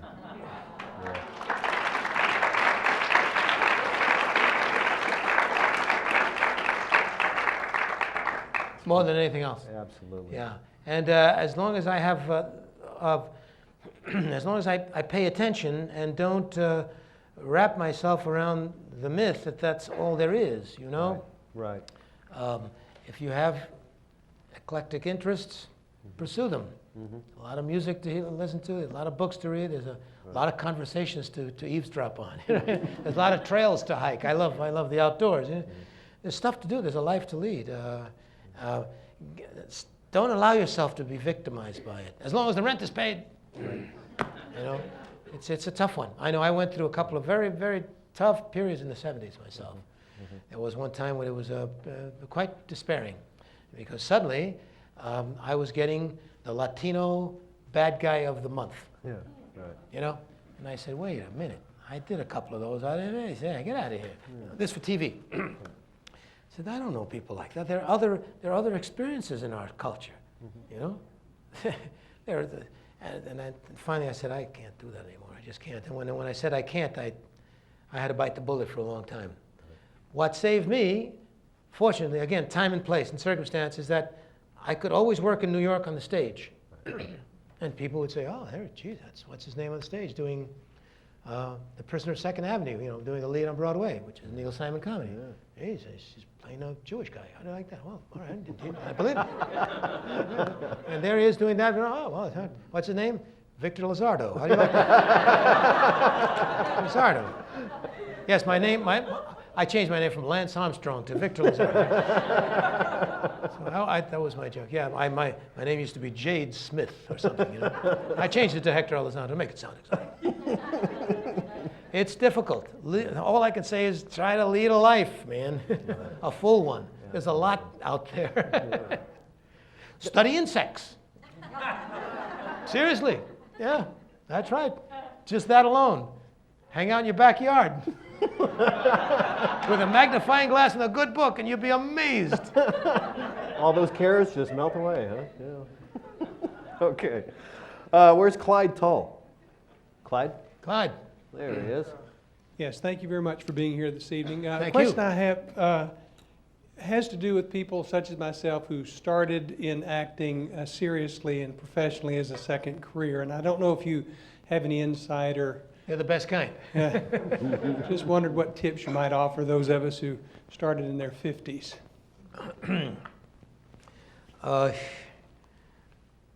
It's a wonderful thing to follow your passion, which I'm assuming that's what you did at some point. Don't burn your bridges. Truly. Always have piano tuning is good. Have an auxiliary trade. I didn't have that. All my eggs were really in one basket. And I went through some lean times because of that. I had to do the odd jobs. Bookstores a lot, that's what I did, they'd give you 50 cents an hour. But nothing beats a situation where you're not desperate and you're not a victim of it, Keep the bear away from your door, bare back, bare feet, and you'll be all right. And as long as you stay enamored with the craft and don't have other goals, because that's just a lot of luck. If you stay enamored with the craft, you'll be terrific. Thank you. And the literature.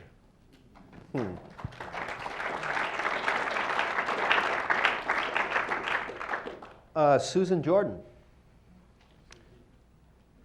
Please stand. Ms. Jordan, Okay. how are you? Okay. What do you see for the future? What changes will be occurring in acting and on television and movies in the next few years? I don't know. I know that there's a great polarity now with the quality stuff on television. I don't know how that will all wash out. There's I think the New York Times had an article just about 2 days ago, remember? There's what they call the, how do they phrase it? Huh? The highbrow, lowbrow shows, right?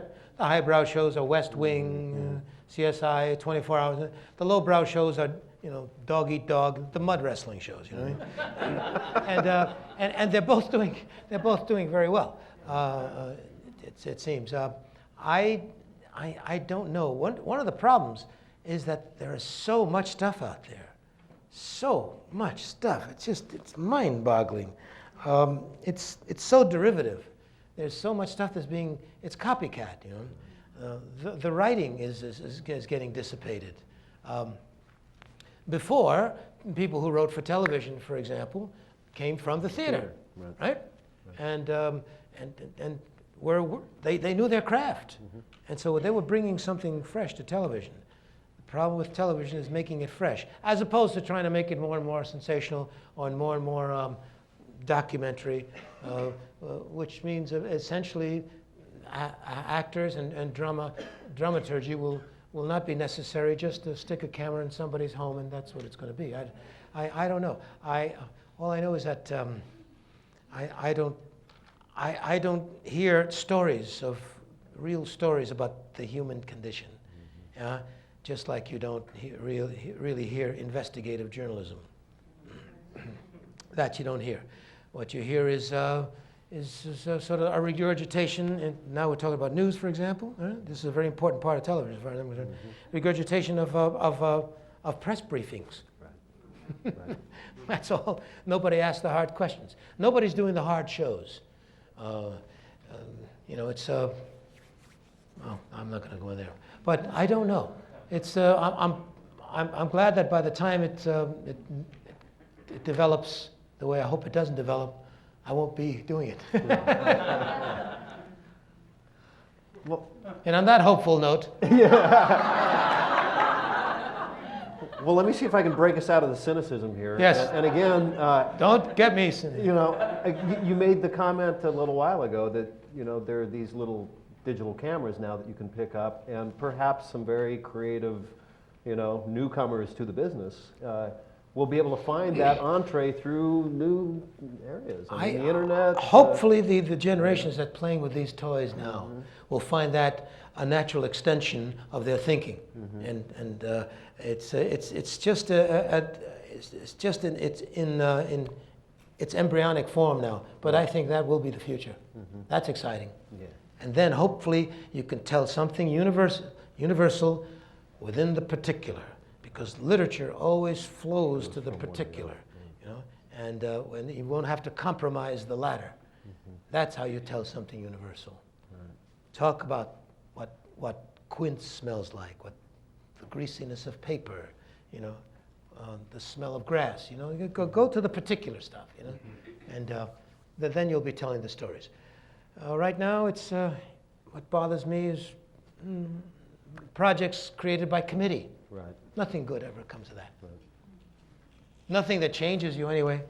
If art does anything good, it's supposed to change you. Entertainment's nice, like a nice massage, but it's as a Can you do anything about it? You're in a position that you can do something. absolutely nothing. I'm in a position actually of speaking to younger people and getting them enthusiastic about starting their own projects, of picking up that camera and doing it themselves. So you said, take the video camera, make your own tape, and then give it to who?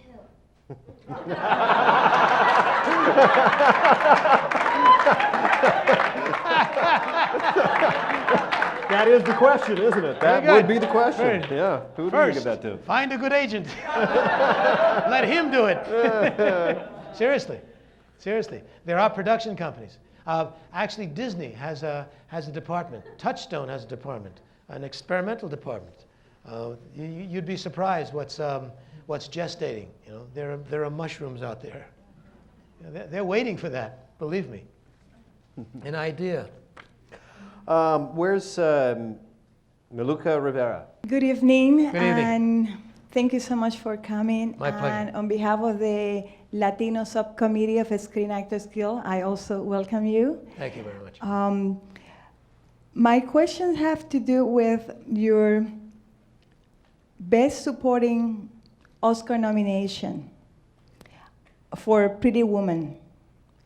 I would like to know if after your nomination, what happened? Did your career get better? You got better roles? Okay. Because I know it didn't work even when Jose Ferrer and Rita Moreno won the Oscars. Yeah. They actually did not work much after that. I was wondering if it was better for you. First of all, that was the Golden Globe nomination, so they may have something wrong there. But that's right. I was in the run for the Oscar nomination. But it was oftentimes it does nothing. Sometimes it's been regressive. It's been bad. Depending on what you have to offer the industry at the time, depending what your flavor is, you know, whether you're the flavor of the week or not. If you're an older person, you know, if you're a mature person, so we say, it usually won't do much. It gets you a little prestige if that's what you're looking for. You may, if you can talk, and you may do the talk show circuits if that's what you like. But you may be able to get, you may ask for more money perhaps. That may happen, but not for long. Who was the gentleman who, a perfect example, and I was speaking to him about a couple of years ago, Murray Abraham, right? Won the Oscar for Best Actor for Amadeus. And he said he slid off the mountain faster than you can imagine. Boom, bam, you know, like that. I mean, there's a long list of folks who have been nominated, who have won nothing at all. But you shouldn't expect. Thank you. Yeah, you're welcome. Depends on your packaging, you know, how well you're packaged and whether you're young enough. High cheekbones help. Jen Hogan. Jen? Oh, what was your most humbling audition experience? I think that was I think the experience I related sort of encapsulated all of them. It was one that I regret and most humbling, because I realized how lucky I was that I didn't blow the gig, because that was the one that was the turning point for me. Steam bath. When you were auditioning, did you have a good sense about when you auditioned well and when it was going badly? Yes, yes. Some people can tell it, others really can't. Yes, there have been those times when I have. Yeah. I've been, when I got the job for Prisoner of Second Avenue, for example, and Mike Nichols was the director, and of course Peter Falk was doing it on Broadway, and I thought, well, I'm really going to have to audition for this. Forget it. He said, he looked at me, he says, oh, you did Steam Bath. You're funny. Okay, you got the job. I mean, something like that. Yeah. You know, those things have happened. Right. Other times, there was this, I remember something the last time, I said, all right, I'll read for the thing. I'm getting so much pressure to read. But I've done this kind of role 59 times. Why? Come on, they can watch, they can movies. All right. And I realized what it was. They were playing, whatever they were playing, you know. They were playing Power. You're going to audition for me, right? That's right. That's right. And it was awful. I realized I can't do this. Okay, let me see. Where's Charlie De La Pena? Right here. Hi, How you doing? Pretty good. All right, Charlie. I was just wondering, I heard you speak at one of the Guild functions about 2 or 3 years ago, and you mentioned to keep in touch and stuff, and you never called. You never called, you never wrote, Charlie. Come on. wondering, You never called, Charlie. Can I have your home number and And here you are. your email? No. I was just wondering, could you talk a little bit about, you were mentioning you were going to be producing and then maybe tortilla soup and stuff? Yeah, hopefully. We're developing it now. They wrote 2 scripts written by folks that I didn't choose. The networks chose them. That's a problem right there. And they were terrible. And they approached me for this project. Oh, Tortilla Soup, what a terrific movie. Yeah, it's got to be done, so and so, perfect for television. Well, I'm not sure it's perfect for television. That's when I said, what? If it's a single camera half hour, you know, like Brooklyn Bridge, you know, then that could be kind of hip. But situation comedy, that kind of devalues it and so on. So that's where we were at. Well, we have to try, and there's this person, and so on, so on, so on. And they chose the people. We loved the movie. When I looked at the scripts, I said, did you see the movie? So that's where we're at now. They're getting one more shot at it, and they don't get it right. I just may say, forget about it.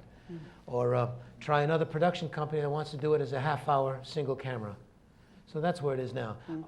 Luckily, I like to think of myself as semi-retired. Just like I like to think of myself as not having a career. Because it's a game. A career is like something, another moving part. You can lose a career, you know. A job, you have a job. It's nicer to think of myself as having jobs. It's another thing you got to take care of in water. A career. It's too lofty for me to have a career. But I'd want to do something good, and I'm not going to compromise too much. It's life, of course, is a creative compromise, but I know the line that I'm going to draw. No, I don't blame you, because I've seen some of your work. It's really great. Oh, thank you. And Tortilla Soup was very good too. Thank you very much. Thank you. So I don't blame you. Well, I'm proud of that little movie. I don't blame you. Thank you. Do you have any other projects that are in development or any other? Well, there's another Gary Marshall movie. All right. It's Gary. We're doing the sequel to Princess Diaries. Oh, that was great. That was really good. I've been signing lots of autographs for 8-year-old girls. Oh, man. Yeah, my new fan club is the 8-year-olds. You got a 10-year-old back in my house. They've seen it 3 or 4 times. They love Lord. it. Go figure. It was a little teeny. It was like a movie of the week, and it took off. It's made sweet $200 movie, million though. for Disney. It is a very sweet movie. $200 million. Wow. Including domestic, foreign, and rentals. It's a cash cow, man. Man. Go figure that. Who knew? I don't know. I go have lunch and I come home. Mark Bosley. Hi, Mark. How are you? Have you ever turned down a role and then regretted it later? And if so, what was the role? Yeah. There've been a couple of those. Rather not say. They hurt. It still hurts, does it? Yeah, it's kind of. Remember, there was a rolling deer hunter that I turned on.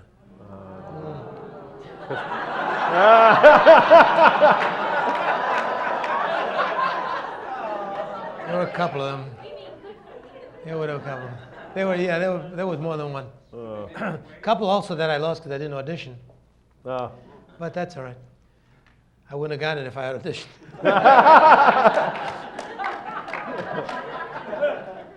Any roles that you'd like to play that you haven't had the chance yet to play? Yeah. Always wanted to play Cyrano. Yeah. Of course. Anything that makes you laugh and cry. Boy. I like that. I like to play a real fool who is a pure person. Yeah. And, sort of that wonderful character in The Seventh Seal, the Ingmar Bergman, remember? Yeah. The guy who survived the plague and all that. Yeah. Someone like that would be nice. Where's Someone Anthony? who doesn't read the papers. Sorry about that. That's all right. Anthony, I can't read your last name. I'm sorry. Is it? Batsula. Okay. How are you? Hi. Well, how are you? Thank you. You're welcome. I'm good too. So you mentioned stuff that you have in development.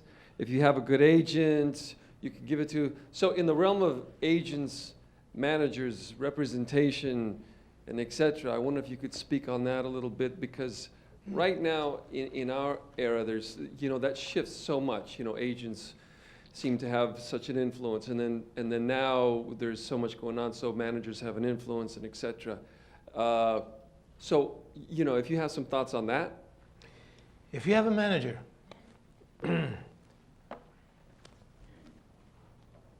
try to get a creative one. Try to get someone who's always a step ahead of you. Try to get someone that says, I got an idea. That's the guy you want, or the gal you want. I got an idea. I've been thinking about this and that. And most of them will be this side of absurd. And once in a while they say, there's something that can be developed, something useful. Look for the creative person. Look for the creative mind. Look for the person that sees something unique about your bones, you know what I mean? That's close to the marrow there. That doesn't put you in a category. You look, for example, you remind me of David Strathairn. You know David Strathairn? Mm-hmm. Okay. You're an actor? Also? I've been reading about it. You read? Okay. You won't have any problems. Big, tall, good-looking guy, right? Yeah. Try to get a creative person in your corner. Avoid the baby. We're gonna make you a baby. Avoid the babies. Hey, avoid the guy with the offices with more potted plants, and too many posters, but really they don't really know you, Yeah, you can play bada bing, that's all. And anybody who puts you in a box, avoid that, all right? Because you could play anything. Go for the creative person. Good, thank you. Where's Marco Pelez? Mr. Elizondo, gracias. Oh, thank you for being un placer, here. Un placer, hermano. Hable. Pregunta. Question, I'm sorry. Escúchame. Okay. Si quieres practicar en español y en castellano también. No, pero después que no van a entender, ¿sabes? No, because I think it's going to be helpful. I'll translate for them. Okay.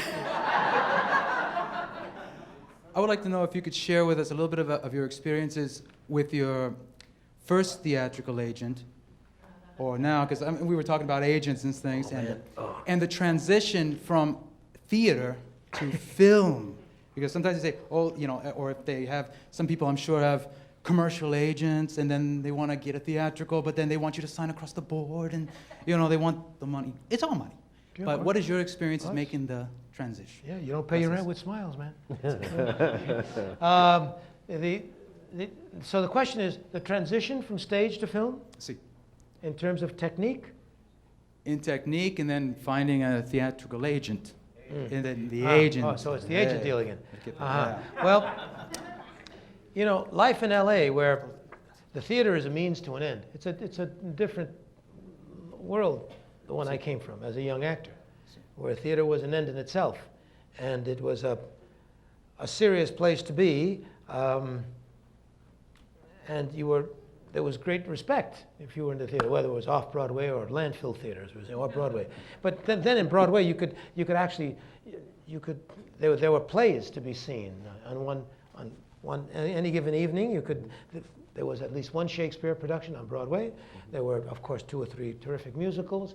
Arthur Miller was on Broadway. Jean Anouilh could be on Broadway, mind you, right? And so on and so forth. So you had theater. Now you have theme park theater. That's not, everything with smoke and everybody's painted green and on skates or something. Yeah, that's not what I go to see. That doesn't change me. But that's another thing. I'm digressing. I don't know how one gets to get the representation unless you're in something. It's the catch-22 situation. And here theater doesn't seem to be as important. Do you continue doing any theater at this time here in? My last play I did was 92, 93. I did Broadway. I did The Price by Arthur Miller at the Roundabout Theater.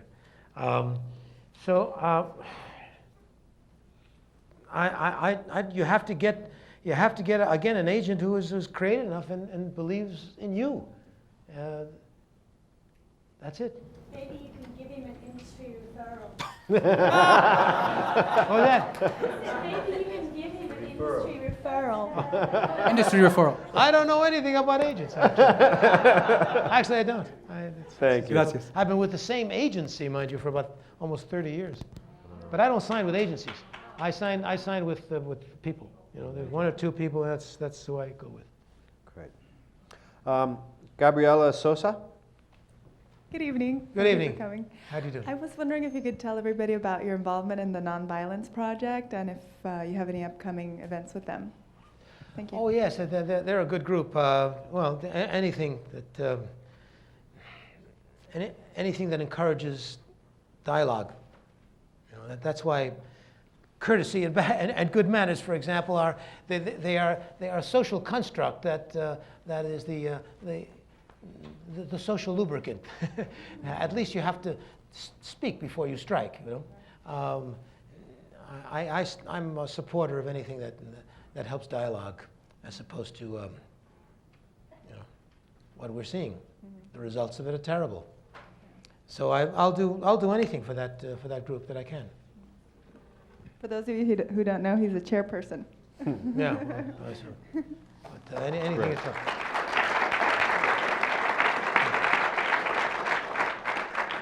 Seymour?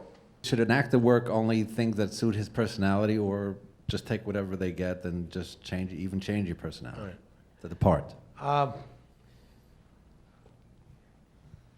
In the process of getting work, in the beginning, I would take anything that came my way that I could take, and through that process, I learned craft, and I would by dint of your particular will, turn it into something that's yours. Now, if you have the privilege and the luxury of having more choices, that's different. Even today, I don't get the top drawer choices. I make of it what I can. Fortunately, now I have a reputation that if they're going to hire me, then you've got to you're going to hire me, whatever it is I bring to it. But I started to I learned that by doing everything, by being miscast oftentimes, by playing roles that I would never have cast myself in, but somehow I always learned something.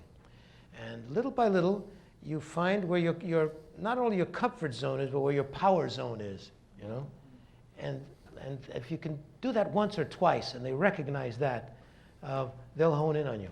And Would you rather do a comedic part or a serious? Well, I think that the saddest thing to do is to play a comedian, for example. I'd rather make people laugh, because I think that you can be, you can certainly gum up the works a little bit. You can make people think a little more. If you can be more of you can make more change through comedy. You can tell more truth through comedy. You can spoon feed people stuff perhaps that they don't want to hear at the moment. But you were terrific in Chicago Hope. Oh, thank you very much. Yeah. Thank you. Thank you. I guess what I was trying to say is that English, like Gary Marshall, English, Yeah, you can subvert through comedy. Thank you. You can, and I think subversion is a wonderful thing if it's creative subversion. What's the old expression? You catch more flies with honey than you do There you with go. vinegar. Thank So, you very yeah, much. There you go. I have to adjust my neck now. I had to do that. Oh, damn. Oh, man. Use that. Remember, if you're going to do this cheap, rotten joke, remember to remove the cap. Yeah. Because if you don't, it sounds very bad. And you will look very bad. Whole different kind of You're joke. just this crazy guy with a bottle in your hand going, nothing happens, you know what I mean? And make sure there's no water in it. I've done that too. So if you want to leave this group with a couple of thoughts about, where to focus themselves, what kinds of things do you try to keep in the forefront to keep your ability to keep the bear away from the door alive? Wow. Right off the bat, stretch and floss. That's a very important thing to do. I love that kind of advice. And take care of your Always knees. floss. And Yeah, take care of your knees, absolutely. because you're going to need them later on. Yeah. Find out what you really want to do. If you want to be a star, there's a way to do that. And that's legitimate. If you want to be a very well-known, bankable person, you can do that, I think. There's a certain road to take and certain choices that you make. If you want to be part of a craft only, you can do that also. But remember, there's a price to pay for everything. Right. Find out where your passion is with that. And try to discover other parts of yourself, look at music, look at irony, look at absurdity. You may be funnier than you think. And if you are, you'll be able to do drama a lot better. Okay? You'll bring something to drama that's not on the page. And please, if you don't think you're funny, try it. And how you do that is not by telling jokes, just look at how absurd you are. Look how absurd people are. What a waste of time it is to be mean to people, And you may discover something very rich. You may discover more than you bargained for. And yeah, get a good agent. Yeah. Doesn't hurt as well. Doesn't hurt. Get a good agent, again, that doesn't put you in a box. Right. Stay away from categories.